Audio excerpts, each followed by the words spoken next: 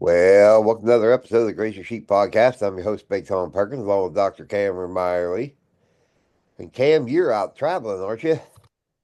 I am. I am on the road today and gonna keep moving. So I'm down in Tucson, Arizona, actually at the National Grazing Lands Coalition, their annual meeting, and I think it's Nat GLC 9 is what they call it. And I had a lot of fun so far getting to talk to an audience that we do not cross paths with very often, and attended our they had a regional uh, National Grazing Lands Coalition meeting, and being from Ohio, get grouped into the Northeast, and it's about as far west as you can get in the Northeast, but had some good representation there in Pennsylvania and Vermont, states that are in the Northeast. But Ohio does not have a coalition, and it's something that hoping to work with some people there in the state and in the organization to see if we can get one. So we'll see how successful that is in all my free time to do that. But uh, very interesting group of people, and again, it's a group of people you're not going to see at ASI or some of the other conferences you might attend. So getting to meet a lot of new faces and talking to people with a lot of common interests. Yeah, that's a pretty cool thing. The I was asked to speak at that, but the travel plans just weren't going to work. Yeah, it's a little ways Yeah. down to Arizona. I can check this one off the map of places that I haven't been, and have now had the opportunity to go to. But the what's interesting to me is they've got significant participation, obviously, from the Southwest region, and this came up in that regional meeting.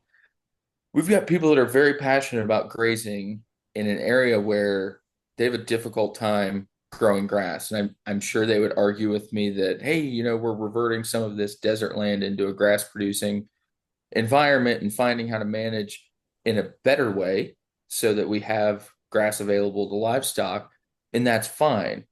I think we take for granted a lot of times with where we live, just you can be a pretty poor manager and of your ground and your grassland, and uh, it's very forgiving Yeah.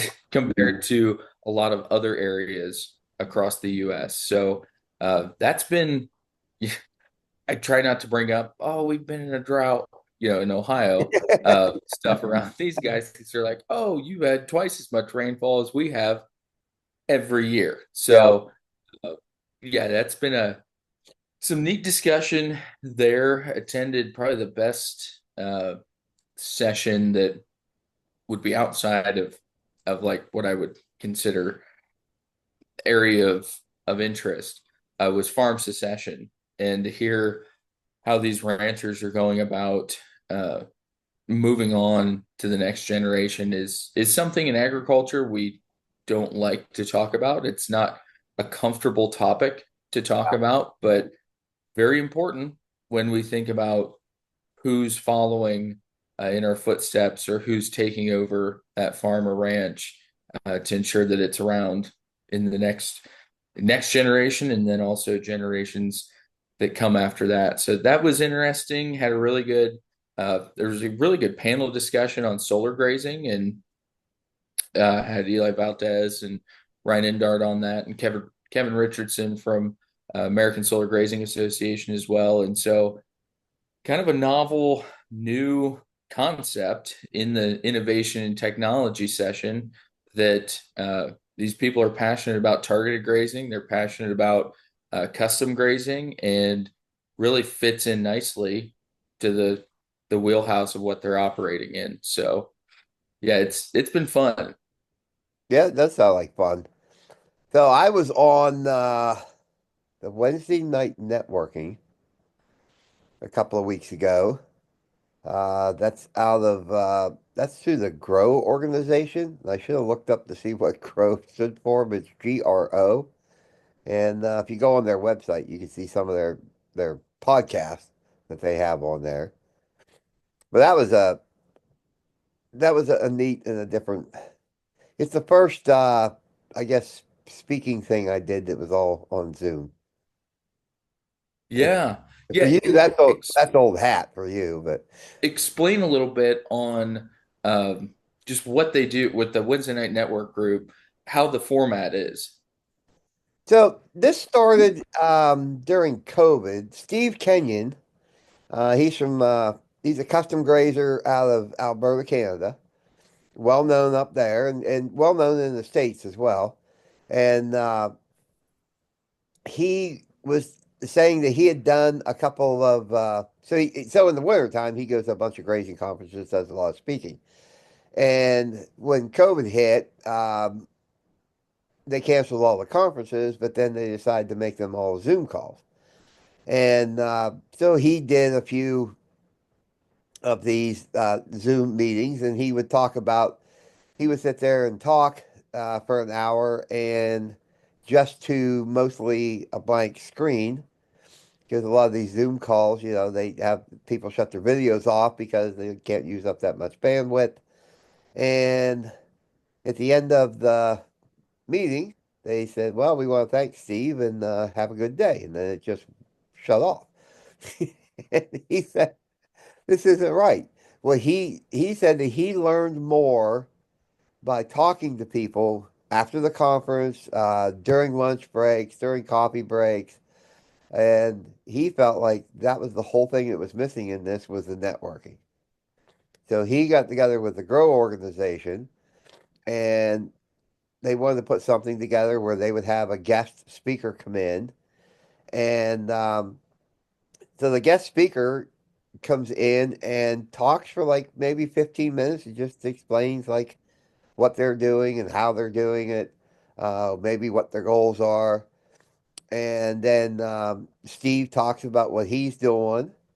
And then after that, it's just open to questions. And people put their questions in the chat. And then they just take them in the order that they come. And when it's your turn, they'll say your name and then you unmute and you turn your video on and you actually have a conversation with that guest.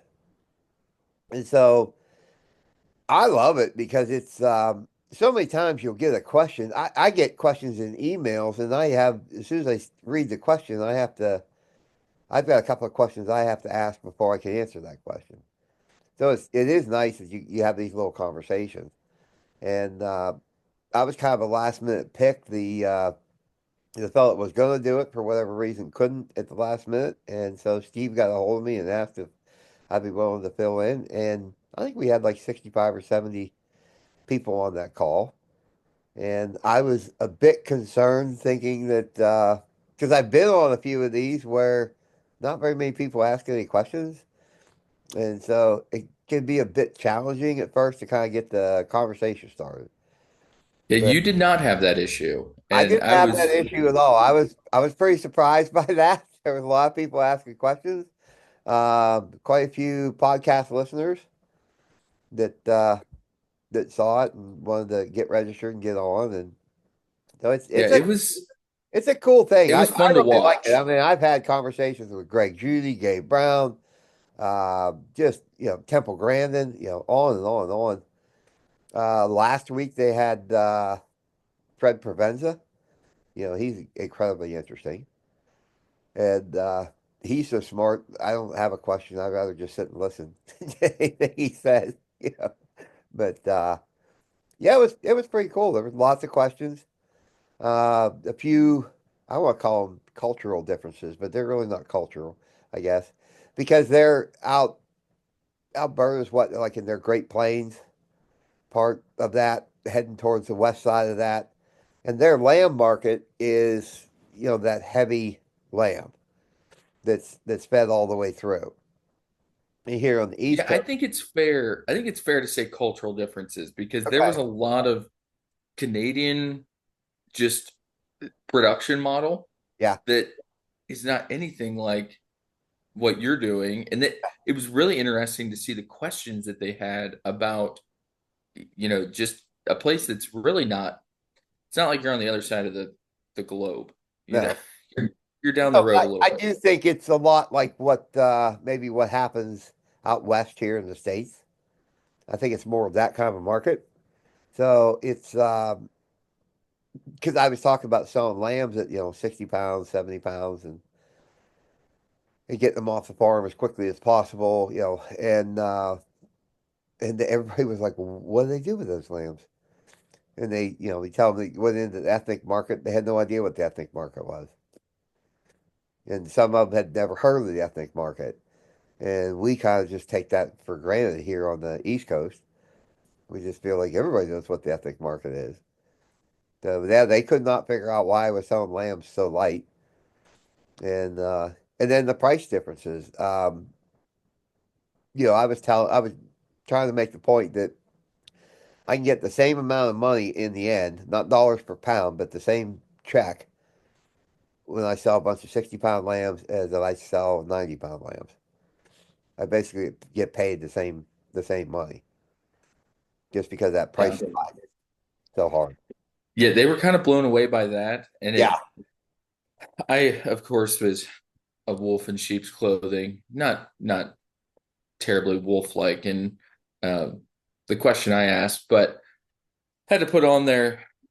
Tom had briefly skimmed over. He touched on it, but skimmed over we used some genetic selection tools and pressed that pretty hard to select sheep with EBVs, and I had asked, what EBVs are you looking at? What production parameters are the most important to you? And then I get called out by Tom of, oh, this is a question from Cam, so this is why. But it was funny and it was good because it's very different. The mindset is very different, and it's something that they have just as much access to it as what we do. And so it's beneficial, and it's something that I think it's important to talk about, especially with Tom's story, because it's completely changed the way that you shepherd a flock. Yep. And really, it's fun to see from when I first met Tom to and what those sheep looked like, how those sheep performed, to now having sheep that are completely different in their performance in a good way. Yeah. And I think it's a prime example of just the power of good genetic selection and and really striving to improve. Yes, that was a super fun night. And so they record the first hour and a half of that. Then that will eventually get edited down to a podcast. I have no idea when that podcast will come out. I did look on their website and they haven't done any for like close to a year. So I'm not sure what the holdup Mm. there is. Um, but eventually that will come out in the podcast. I know Steve got a hold of me like 2 days later and he said he had a ton of people asking when that podcast was going to come out. So that was good to know. And then he wanted the link to our podcast because people were asking him. They couldn't remember Mm, what the name of cool. the podcast was. So maybe our Canadian listenership, I guess would be the word, will go up from that. And we'll see what happens. There was a lot of discussion on parasitism and what we were doing. And so what was kind of cool was that, you know, so somebody would ask a question, I would answer the question, and if Steve had any input, anything to add, then he would add to that as well. So it ended up making nice, discussion between Steve and I as well. And Steve just recently purchased a flock of sheep. I think they're black bellies. I, Really? yeah, I did ask him why. Yeah, I feel like those would be hard to find in Canada, but I mean I don't know. He they're uh, a long ways from home. he But asked me what I thought of them, and I said, well, they're kind of flighty. And he says, well, they could clear a 5 foot fence pretty easy. And I said, well, that's what I mean by flighty. oh man. They, Oh man. they will go. And then he reached out to me 1 or 2 days after, and he was having problems with rams. They were wanting to beat each other up horribly. And so I told him the old ram trick, stick them in a small space and where they can't get a big run at each other, and they'll just sit there and beating on each other for a while, but you don't have a chance of, big injury with that. So I thought that part was pretty Right. cool. But yeah, it was a fun night. And then, so it starts at 6 o'clock their time. And so I think Okay. it must be in mountain time. So it starts at 8 o'clock our time. And Yep. it was, the recorded part was over at 9:30, which is about my bedtime. And people still had questions. So I was on till 11 o'clock.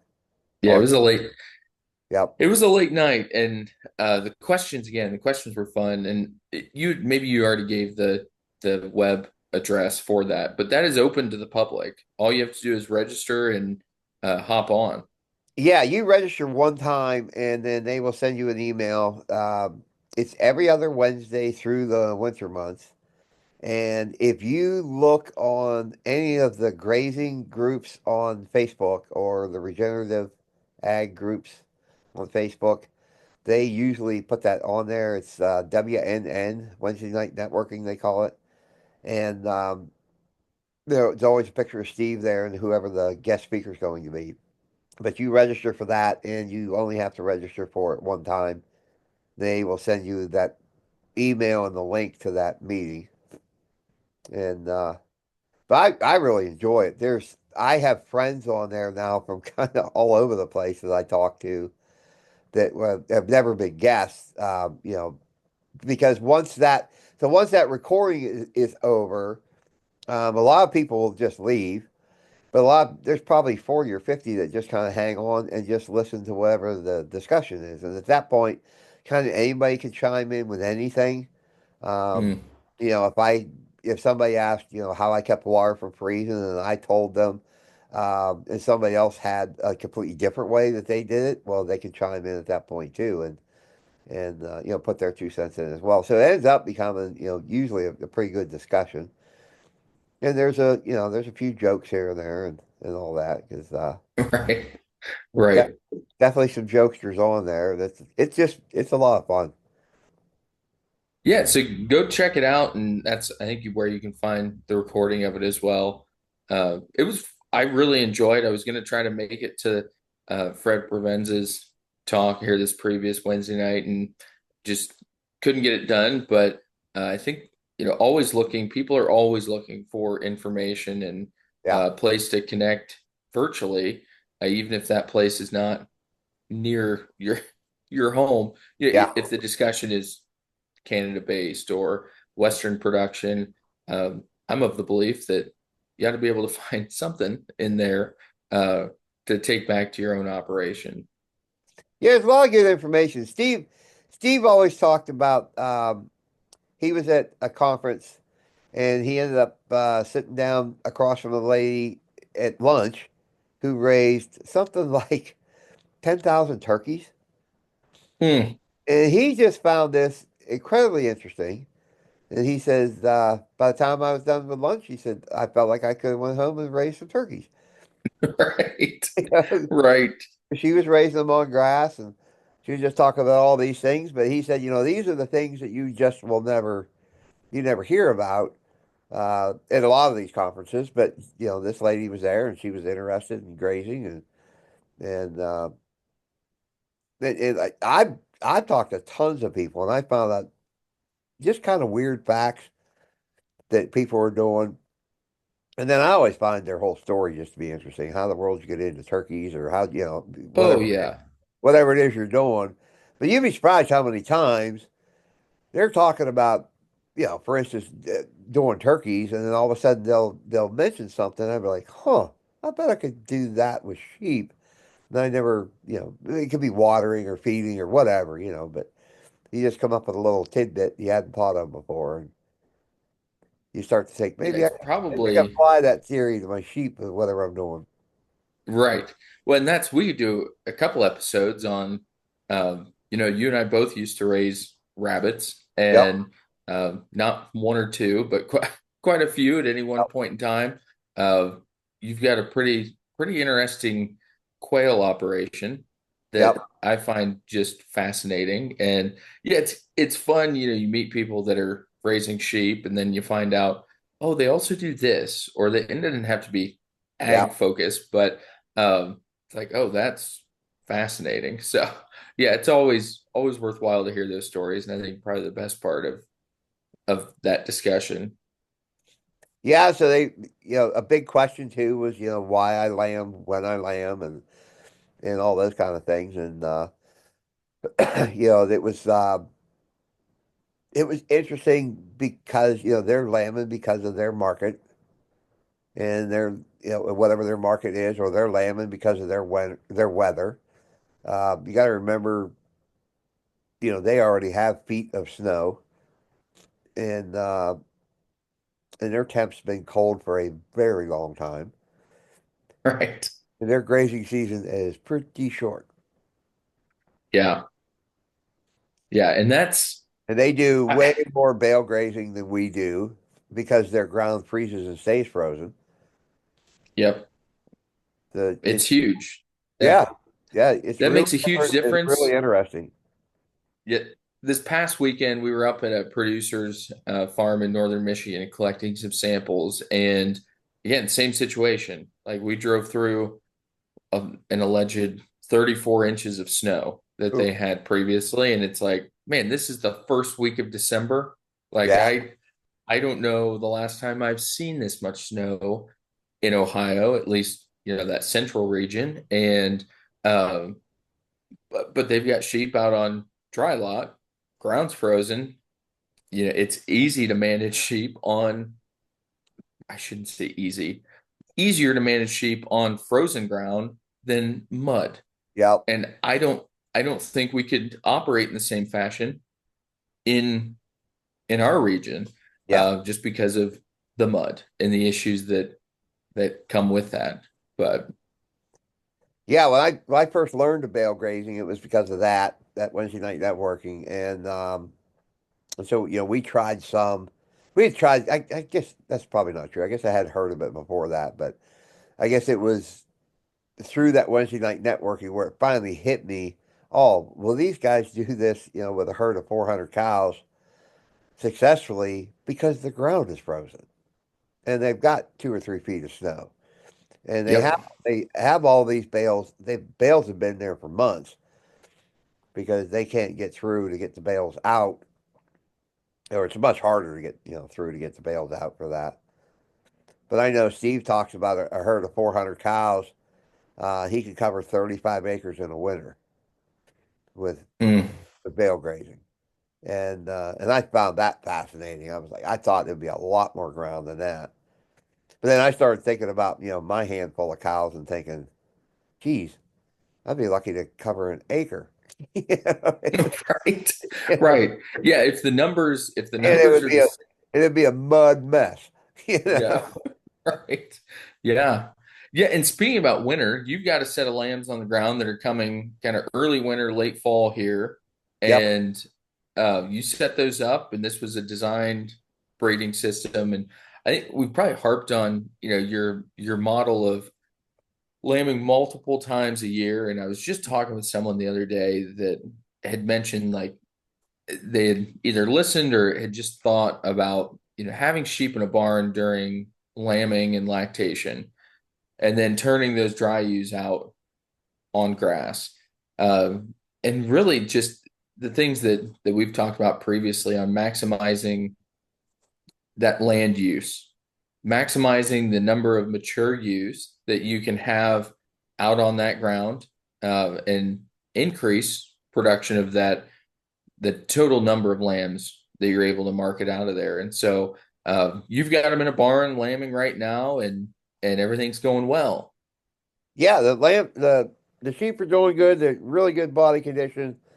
We did have AU that I'm assuming it was pregnancy toxemia. But she was just huge. I could not get over how big she was. She was not tall. She was just, I think she was wider than she was tall. Mm, But a couple of days before she lambed, she started having trouble getting up and down. And then, uh, and then I went in and I noticed, the water bag was out and she had been down for, at least a day. She didn't even want to try to get up anymore. and we managed to get those lambs out. There was four lambs in her. The lambs weighed a total of 28 pounds, and she was probably maybe 125 pounds. Yep. So that was a lot of weight in there, and she was so exhausted. She was not interested in cleaning those lambs, and I hit her with, pretty much everything, including the kitchen sink. Hit her with a bunch of corn syrup, trying to get some extra energy in her, and we lost her. We lost the lambs. So this whole group has been just about a bust. This. Clear from breeding season. Yes, I bred these in July. Everybody told me not to, and I thought, oh, I know how this all works. I can make this happen. And it was stinking hot, and I think we had 48 that we seeded and bred, and 14 were confirmed pregnant. And that was with PG 600, And correct? that was with PG 600. Okay. I think they got bred. I don't think that was the issue. I think, and I went through, it was three different groups with three different lambs, or three different rams, and I went back through and tried to find a pattern. It was not like one ram wasn't fertile. Every ram ended up settling some ewes, but just talking to some, just talking to some other people, they seemed to think that maybe it was just so hot that those ewes just didn't keep those, and it was crazy dry too. Those ewes just didn't keep, weren't able to keep those fetuses, Mm. those embryos. So they probably, kicked those out, and that was that. Yeah. And it's really frustrating, especially when it's a testament to agriculture, especially on the animal side. We can manipulate the reproductive system. We can have a plan in place and manage sheep accordingly, and it just doesn't work out.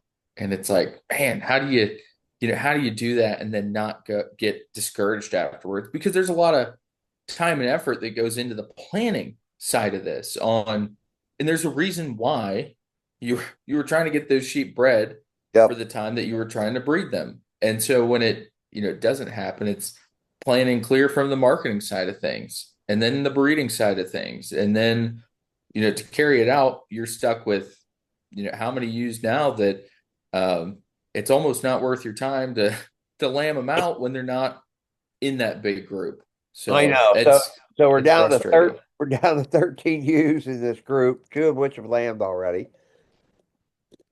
Those lambs are doing great, and the ewes are doing fine. Um, we took a bunch of those that were open and we moved those to the next group, and we got most of those settled. But it also made me stop and say, I got a bunch of ewes here that are definitely on my low end. There's a few in here that definitely need to be culled. So we moved a bunch of sheep this year. It was just, Mm. there isn't going to be the paycheck there. Terrible dry summer. Hay's scarce, hay's expensive, and we just felt we were better off. We know we've got really good lambs coming, so we just opted to offload a bunch of these, and then we can build that flock back up next year. But you talk about just a miserable, miserable year. I planted a bunch of oats, didn't harvest a single oat, off any of that because it just dried up and it just wouldn't make any kind of a yield. Took that ground and seeded it into hay on the neighbor's ground, and just didn't get any rain. And it's really sparse. I don't know what it's going to look like come spring. I'm hoping that it'll come, but my fear was no rain and then severe cold weather was going to be the next thing to be concerned about. Well, we got no rain and we have the severely cold weather, so we don't know what's going to happen with that. So if you weren't, I think farmers as a whole are just eternal optimists. Right. You I have to be. think you have to be, absolutely. So, while it seems odd to go out and check these ewes all the time, and when there's only, now there's 11 of them left to to lamb. I do remember though when I had, a group of 14 that was going to lamb, and it seemed like a lot, and now it just seems like this tiny little minuscule amount. Does it doesn't it hardly seem worth going out and checking them? And it's like, oh, it's just a small group. It does seem odd, but yeah, I do remember when that was a lot of sheep for me. Yeah, and that's exciting, just how the mindset changes and how management changes along with that. Because it is, a situation where the labor involved, you may not even have enough for a contemporary group. And some of those were probably terminal sire Yeah, sheep anyway. yeah. The one question I will ask, when you're making those culling decisions, what are you starting with? Is it strictly on the number side of things? Are you looking at just phenotype or production records to make those decisions? Some of that is used that, oh, maybe you only had one udder, but they always did well with their lambs, so we just continue to keep them. And then others, were others were phenotype, but a lot of these were just, we just knew we weren't going to be able to make replacement ewe lambs out of them. Hmm. And so, there's only so much hay going to be here, so we figured we'd rather had to put that hay into the mouths of sheep that could make replacement sheep. And so it's just a Right. good time just to move these out. Wasn't a great price for them. Managed to sell some to, some folks that wanted per starter flocks and stuff like that. Um, I always tell them the same thing. You get to where I am with these sheep because that's what I did, you know. And so it kind of across the board. We still had a few that didn't shed very well, and we got rid of all of those this year. And that was pretty much it. So just kind of looking to the future, and it's like, if we have to skip by, we should be skipping by with the better sheep than the poorer sheep. Yeah, and it costs the same amount of money Yep, to feed the one you're not going to keep a replacement out of as it does the one that is going to generate a seed stock type animal yep, for you to keep or for you to sell. And so, those are some hard decisions to look at when you've been building, but ultimately I think you'll look back on it and say, "Oh, remember when we were kind of forced to do yep, this, and look how much better the sheep." There's not a bottom end that's as obvious as what it was before. yep. Um, That's the there will always be a bottom end, but the hope is it's not as bad as it was 5 years ago. No, our bottom end now is way better than it was, even Right. last year. Yeah, so Yep. Yep. Your kind of the bottom exciting end part of it. now is better than what your top end was 3 years ago. Yeah, And yeah, that's a cool thing. That's a cool place to be at. yep. It's exciting. So, well, we're coming up on our time. It's been good catching up with you. If you got any questions or comments, you can reach out to me at bigtomperkins@gmail.com. There's a Facebook page and a YouTube channel. I'm heading over to the Ohio Shepherd Symposium, so I'll be staying in a motel where they have much better internet than I have.